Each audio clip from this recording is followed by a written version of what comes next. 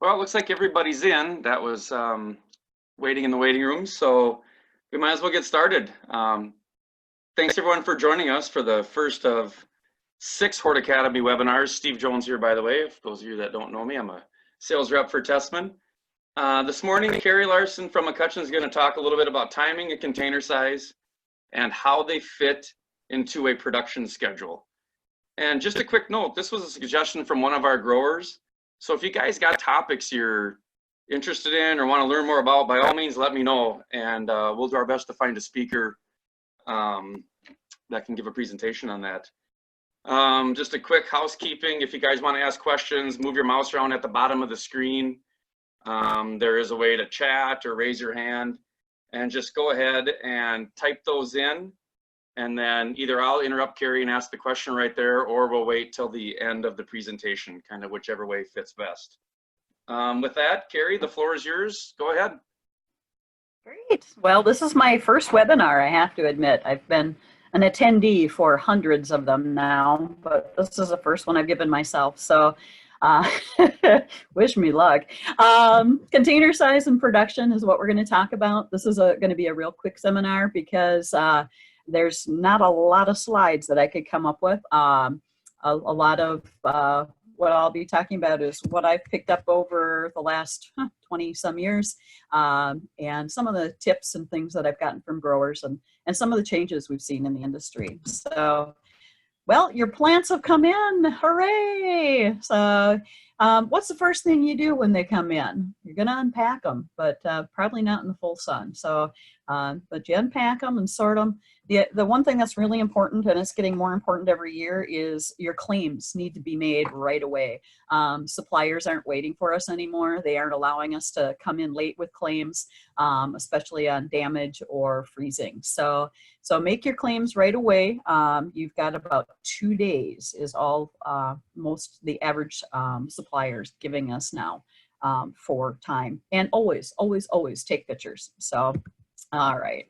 One of the biggest things that has happened in the last, I don't know, probably 5 years is I keep hearing about the secret recipe from a number of my growers, and they've had such luck with it that they swear by it now. I'm not a chemical person. I don't pretend to be a chemical person, and I'm going to let Steve explain that to you. But that's the start clean in either a dip or a drench. And Steve, if you want to explain that quick, it would be wonderful. Yep, and if you could unshare your screen quick. I'm trying. There we go. Okay. And then I will share mine. So this is a dip or a drench that we put together. Sam at Tessman here has been pretty instrumental in doing this, figuring all the rates and everything, but lots of success with this. If you start clean, you're killing the bugs that you bought from somebody, and the expectations that you're going to buy perfectly clean, perfectly healthy, you know, with no fungal problems or no bugs is just unreasonable. So this is a great way to start your season clean and get off on the right foot. I always use the example of, we've all walked through a greenhouse in the middle of April, the end of April, and you look up at a Cali basket and it's absolutely covered in aphids. You're like, oh my God, how'd that happen? An aphid population doubles every 24 hours at 80 degrees. So it doesn't take long for them to get ahead of you. So there's a couple of different ways you can do this. The dip method, if you have just a handful of plugs coming in, plug trays coming in, probably the most cost-effective way to do it, because you don't have to mix up a ton of chemical. And just get Rubbermaid totes, you know, that are 4 inches deep. Put a couple inches of on there. Let your plug trays sit in there for, you know, 45 seconds to a minute. They soak everything up, kills the bugs you have on there, and you can start clean like that. Or if you have, you know, a couple hundred plug trays coming in, then it's better to probably drench over the top just for a time factor. So then here's the recipe for drenching over the top and running it through your injector. Same thing, mix all 4 chemicals, go over the top, let them sit for 12 hours, and then you can go ahead and plant them the next day. This is available. Contact your Tessman rep or talk to us at the shows. Be more than happy to go over it with you in a little more detail, or we can have you talk to some people that use it and get their opinion on it. So if you got any questions, make sure to give us a call. Carrie, I'll turn it over back to you.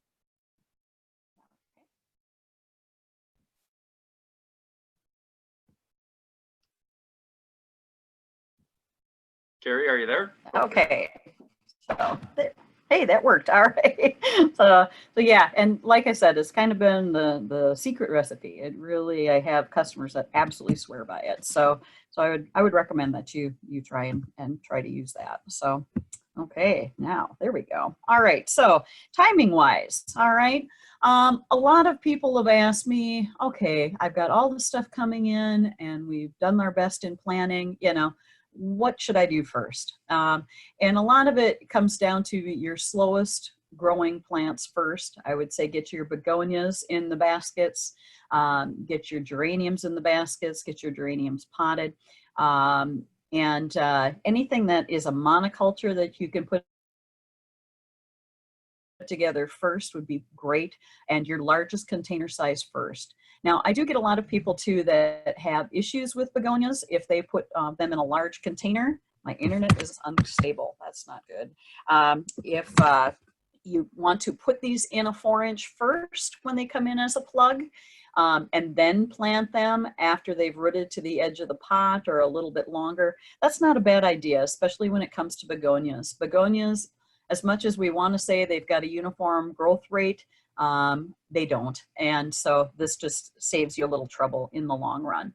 With your geraniums and many of your other plants, you can put them directly into your larger containers, but begonias is something that you might want to think of just putting in a 4-inch and then potting later. The other trick too, and most growers, or a lot of growers know this, but I'm always surprised at the ones that don't, is begonias have an interesting leaf in that it has a point to it. It almost looks like an arrow. You always want the arrow part of the leaf shooting outside of your basket. Just last year I had stopped into somewhere and they had all of their begonias pointing into each other. And so you got this really funny growth habit. Instead of them growing out of the baskets, they grew in and they grew up and pushed each other up. So it's going to have a flat part of the leaf and it's going to have a point. Put the point going out of your basket. Longest production time is always something to keep in mind too when you're looking at your container size. So again, you're going to start with your begonias, your geraniums, your fuchsias. Fuchsias have a very long growing time. New Guinea impatiens, and then a lot of your tropicals and houseplants, as well as Tyrinia. If you want straight Tyrinia baskets, those do take a long time. They're about 10 to 12 weeks. Your midsection are your bacopas and Borrelia. If you want some really good sized lantana, or if you want them starting to weep out of the containers for Mother's Day, you're going to have to make sure that those get planted so that they have at least 10 weeks to finish. A nice fat full-size lobelia or lobularia basket, portulaca, verbena, and brachyantha all fit in that category. When you're looking at the shortest production time, those are your petunias, calibrachoas, impatiens. A lot of your sun impatiens and your coleus fit into that short week production. Now, all of this is going to be determined by when the light is the greatest. Okay, so a few years ago when we started really hitting the energy crunch and propane went to incredible levels, I had a lot of people shorten up their growth time, and so instead of bringing in plants in February, we were bringing them in March. Everyone kind of held their breath to see how it would work, but since that time frame, I only have about 2 customers now that bring their plants in February. Almost everybody brings them in March. And to speed them up a little bit, they do grow them kind of hot to begin with, you know, as far as the night temperatures, get the night temperatures up so that you get some of that good growth. But yeah, most of my customers now are bringing in their longest production time things in that first week of March and counting on some good sunshine later on in the season. And then if you're doing some smaller size baskets like your 10-inch, you really don't have to bring those in until much later because the light has increased so much by the time we hit April that usually if you're going to do a second row of baskets, you can do that in April, or if you're going to bring in some 10-inch, then you are going to grow some for 10-inch. Doing those in April is usually fine. There's always exceptions. You know, you've got your impatiens and lobelia that we get into some long days. They grow like weeds. They're very quick. But then you've got some of these colorful Rex begonias and fuchsias that will take a little bit more time. So just refer back to that chart as kind of a little guide to when you should have your plants coming in and when you should look at doing those second baskets. Things like portulaca in a hanging basket, if you're going to do mixed containers, kind of keep in mind too that you want everything to grow at about the same rate in your mixed container, or you're going to have things eating each other. So in this one with the portulaca, euphorbia, and geraniums growing together, they all have basically the same time in production. But in case of you're putting in like a grass, that's another slide, but if you're putting in a grass, some of those grasses will get overwhelmed completely in a mixed combination. So there's a little trick for that too. When we come to that slide, I'll show you. So, and then we also have some of the new coleus that have come out in the last few years, which coleus are usually a very quick grower. Some of these trailing ones haven't been. And so that's the other thing to kind of consider. Sometimes it might make more sense to put some of your mixed combinations together from a 4-inch plug, just so that you don't have everything eating each other. So again, looking at that chart, you want your long grown worn crops in the ground so that you've got usually 10 weeks is pretty safe. 12 is a guarantee that they're going to be ready to go. So a lot of your grasses fill in there, your spikes, your gerberas, your begonias, all of these different plants will fall into that long growth habit. In your large floor pots, these are your 16s or your 22s. You know, again, you're looking at getting those planted up right away. The other thing with that is sometimes people will go and put, 5 plants in a container, monoculture like that. In the end, that doesn't always work. So it's better to actually put a little bit of time onto these and stick with your 4 plants in a container. So, all right, so this one is interesting with the grasses in that I've got several people that are like, oh, my grasses got eaten up, or I wanted some begonias in my mixed containers, but everything else really shot ahead of it and buried them or killed them off. And this is something where a little trick from a grower I've known for a million years now, he would put a pot within a pot. So he plants his combinations up and he saves the center and he puts a pot inside there. And once the plants have gotten to the size that he wants, or he'll bring in some finished grasses or some finished plants later, he'll take out that empty pot and plant that finished plant right inside of there. And that way the other plants haven't eaten it alive, and you can get some really fun things in your mixed containers. Super easy things to do in your multi-species combos, anything with coleus, 3 different coleus, 4 different coleus, that's going to give you a show. This is also something that can be one of your quick finish things for a 16-inch or a 22-inch for later in the season. Planting these up mid-March to the first week in April in that window will still give you a really nice container. With geranium in with a petunia as plugs is probably not going to work very well. So this is something too where you would use a 4-inch pot and then pot them together later. Same thing with a canna. And again, you can do that pot within a pot for that trick too. Don't ask me what the houseplant is. I really almost didn't put that slide in there because I'm not good with houseplants, and that one was beautiful. So it went in. But again, with these mixed containers, a lot of this is putting mixes together instead of plugs together, because you're looking at a variety of different growth habits going on in both of these pictures. And don't forget your customer growing days.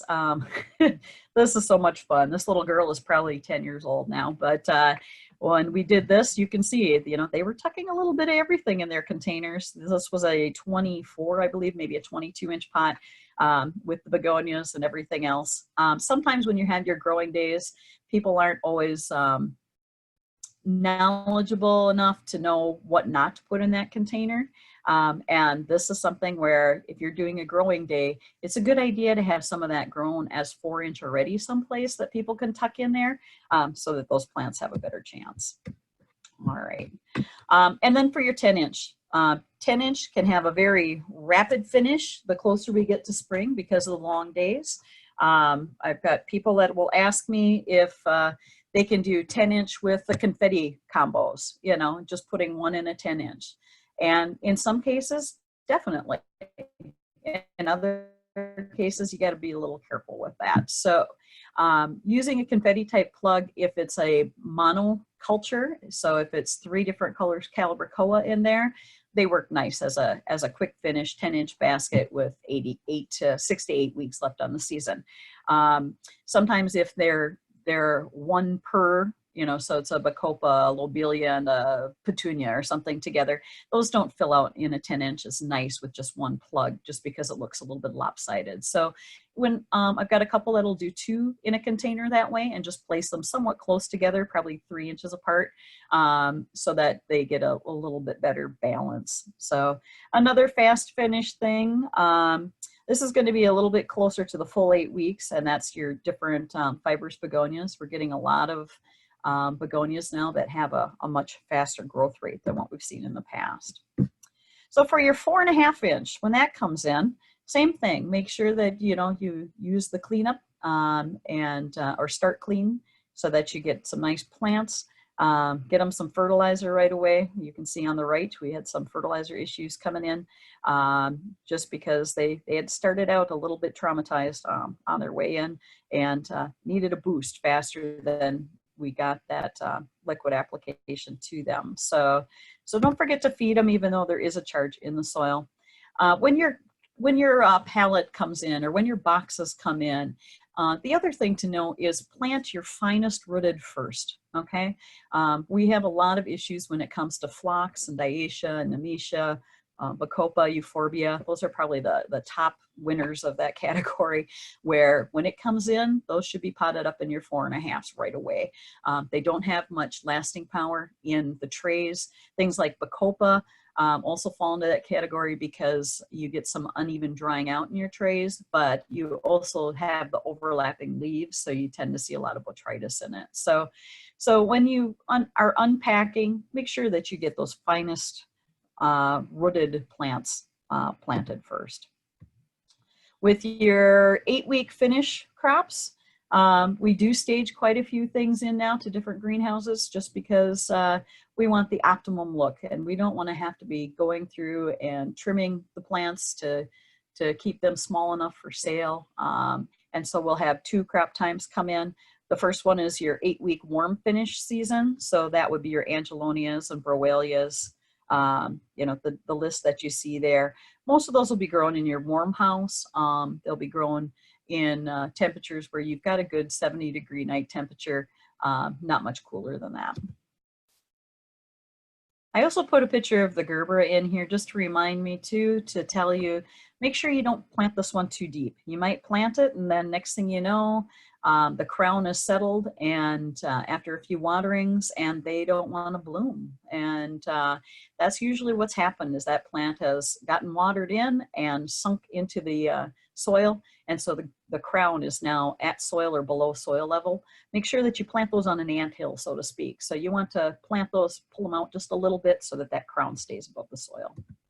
For your cool crops, some of them have a longer cool finish time, like your violas, snapdragons, and your pansies. If you want them blooming for Mother's Day, you're going to have to put the time into them, but you don't want to grow these hot. If you grow them too warm, then they get stretchy and floppy and they're just too tender to put out. You can start them out warm, but if you can get those cooled down once they've gone to the edge of the pot, you're looking at probably about a 68-degree and maybe even a little bit less when we get closer to finishing time on all of these things, so you can get them probably down to 62 degrees by the time we're actually getting close to sales time, just so that they are hardened off a little bit for the customer. And then of course, once you start getting some nice days, you're gonna want to be bringing those out. So verbena fall into that category. Some forms of osteos do. More forms of osteos are crossing over into the Cape Daisy type, where they're a warm season one. So osteos are a little bit different than what they used to be too. So you got to be a little careful with those. Those are going to be more in the mid part of your greenhouse. Using growth regulators. So this is what happens when I use growth regulators. I tend to get bonsai plants. So, and that's one of the classes that I'd love to see Tessman do is a whole series on the different growth regulators and how to use them. So, but the biggest thing to know with any of the growth regulators is they're very specific to the plants, and make sure you read the labels. The same thing with your fungicides and any of your chemicals. But the websites that have come out now are really good. The ones that are for Doom and Orange and Syngenta, Pan American, Ball, and Proven Winners all have recommendations for the different fungicides to use, the different growth regulators to use. And so this is something that we've got resources available to us that have really never existed before, right at our fingertips now. So make sure you utilize their different websites. And then using diff. Diff is the difference between the highest daytime temperature versus the lowest nighttime temperatures. Using diff and controlling your water are a couple of ways to keep your plants under control when we start getting closer to sales time, when we start getting into those really cloudy days. You know, the biggest thing is you want that temperature range not to fluctuate too much. I had a grower tell me that I walked into a greenhouse and I said, "Oh, it's so comfortable in here. It was like Jamaica, you know, it was really nice." And oh, he says, "Oh, thanks for reminding me." And he opened up the vents and cooled that place right down. And I kind of looked at him. I said, "All your heat just went out your roof." And he says, "Nope." He says, "That's the way you do it. Otherwise, your plants are going to start going through your roof next." So just remember to control your humidity, control your water when we start getting into those cloudy days. And if it's comfortable to you, vent. So that really is the best way to control the growth of your plants and to keep them stocky and nice. So, and that's what I've got for you. So hopefully this has been helpful, and hopefully my internet didn't stop right in the middle of it. So if you have any questions, you can email me at clarson@mchutchison.com or give me a call at 612-875-0146. Thanks, Carrie. That was perfect. Just kind of what we were looking for. And I did have one text here where somebody wanted me to go back to that sheet quick and explain the chemicals a little bit better. So I will share my screen again here. Oh, good. So that's yours. Yep. We added the minks last year because broad mites are becoming such an issue.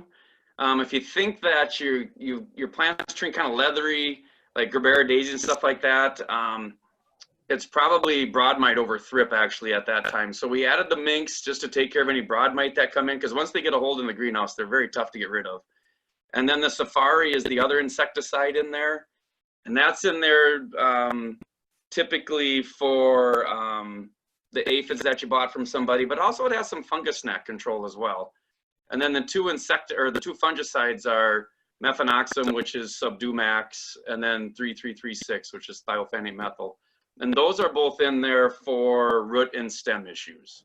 So we kind of tried to have something very broad that's safe on. I think I had one customer say that their verbena reacted a little bit poorly to it. But otherwise, I don't really get many complaints or people say that, you know, this had an ill effect on my crop. So that's a little bit more about the 4 chemicals that are in there. And if you have any other questions, don't hesitate to give me a call. And with that, I think we'll wrap it up. Carrie, thanks a lot. Want everybody to know this webinar will be posted to our YouTube channel. So if you missed it or want to watch it again, you can log in there and have a look at it. And with that, I believe we will close the meeting. Thanks, everybody. Have a great day. Thank you.